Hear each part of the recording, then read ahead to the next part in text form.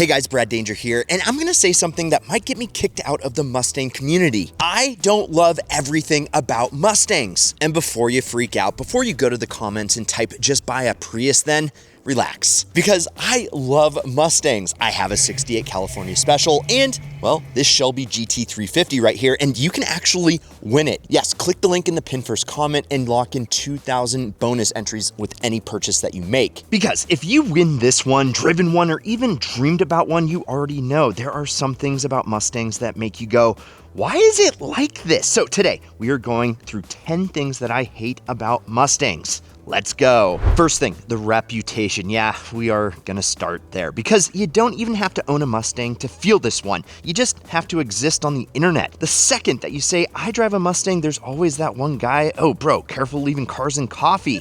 It's not funny, Ed. Don't hit a crowd. It's not funny. Like, bro, I'm just trying to get a burrito. And here is the problem. It's not even the car. It's the fact that Mustangs are affordable power, which means a lot of people buy them, and a small percentage of those people should not be trusted with anything faster than a shopping cart. And now, the entire car has this reputation, even though modern Mustangs are actually insanely controllable unless you're doing something very, very dumb. But it sticks. And now every single time that you leave a meet, you feel like the main character in a viral video that you do not want to be in. And guys, quick question. Have you ever spent $1 on something that you didn't really need? Well, for less than $1, you get 6,000 entries to win your dream car. You can pick either this Shelby GT350, an American icon with a flat plane crank V8, 526 horsepower, and an exhaust note that is sure to piss off your neighbors. Or you can pick up this Fast and Furious Mark V Supra, an absolute neckbreaker and the ultimate tuner car hero. And on top of that, you're also getting 100 entries towards $100,000. And guys, Rocky from New York won our last car giveaway. So yeah, it's real. And Greg from Seattle won the $100,000 promotion. So for less than $1, lock in your shot to be next. Click the link in the pinned comment to lock in your entries for a limited time. Good skill. And number 2, the drivers. Yeah, because, well, we're doubling down. Mustangs didn't get this reputation out of thin air. Cheap horsepower is a dangerous combo. It's like giving a 19-year-old a flamethrower and saying, be responsible.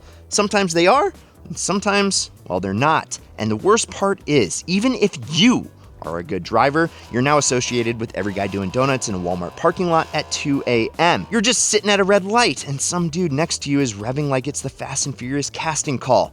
Which, that reminds me, if you don't want to win this GT350, we're giving away this Mark V Fast and Furious Tribute.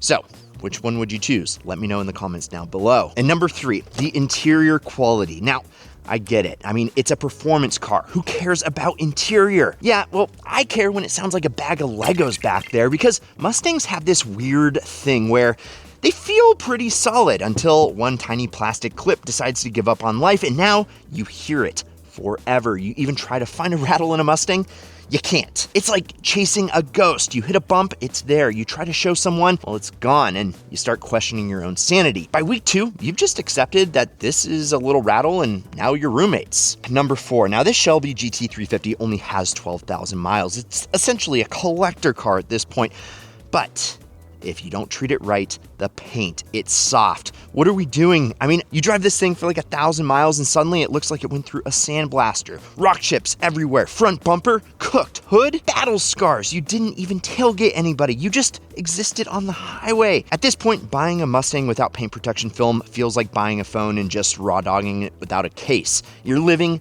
dangerously. Number 5, the cup holders. Why are they right there?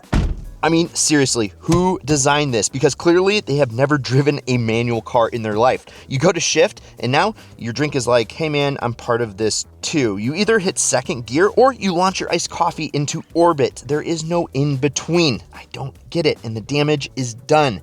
Mustang cup holders have trust issues now. And number 6, getting in and out. Nobody talks about this until you own one, but every time you get out of this thing, it's like a full performance. You either fall out of it, or you do this graceful swing your leg over move and it kind of feels like you're getting out of a moving vehicle. And I know Corvettes are built for New Balance and jorts, but God, if you're old, getting out of this thing ain't easy. I mean, my knees are filing complaints.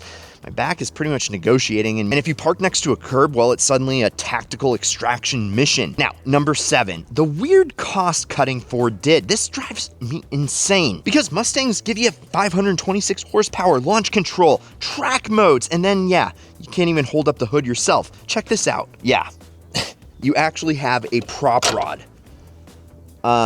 Yeah, is this 1998? I just don't understand. And then you look inside and half the seats, well, they're power, and then half, well, they're manual. Yeah, good luck, man. It's like Ford got halfway through designing the car and went, yeah, that's fine. And honorable mention, what I actually do really love is this flat plane crank V8, 526 horse, 8250 RPM red line. It sounds like the Civil War is chasing you.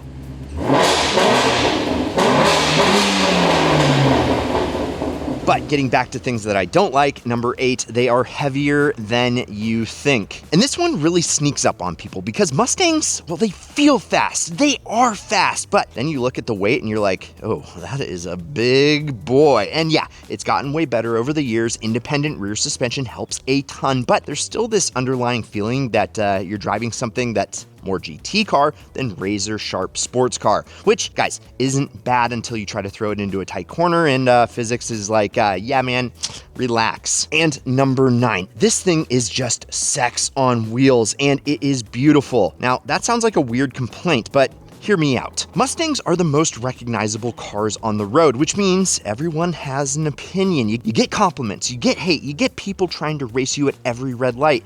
You get random dudes yelling stuff out of trucks. You get other Mustang owners revving at you like it's a mating call. It is a lot. Sometimes you just want to drive, but the Mustang's like, no way, we are having a social experience today. And number 10, the biggest one, and this one is gonna hurt a little. Most of the problems aren't even the car. It's you, it's me, it's the owners, it's the fact that these cars are accessible, powerful, and very emotional, which is a dangerous combination because if you respect the car, it's amazing. If you don't, it will humble you immediately. And that's where all these stereotypes come from. That's where the memes come from. That's where all the hate comes from.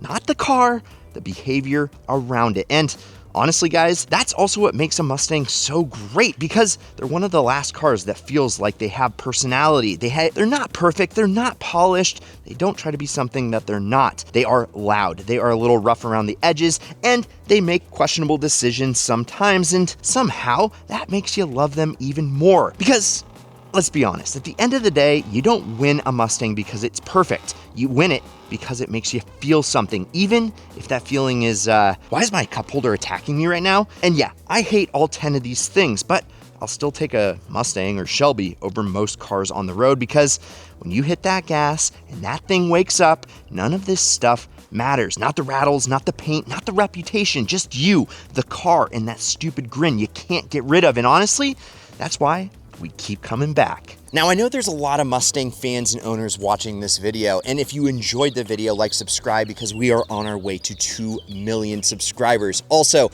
let me know the thing that you hate the most about Mustangs, and if you own one, well, let me know because I want to know it personally. Guys, I'm Brad Danger. This is one of the 2 giveaway cars that we're giving away, so click the pin first comment and get entered and lock in 2,000 extra entries with any purchase on the site. It's either this car or a Mark V Fast and Furious Supra. Both you can't go wrong with. And check out some of these Ideal vids over here. I'm Brad Danger. This is Ideal.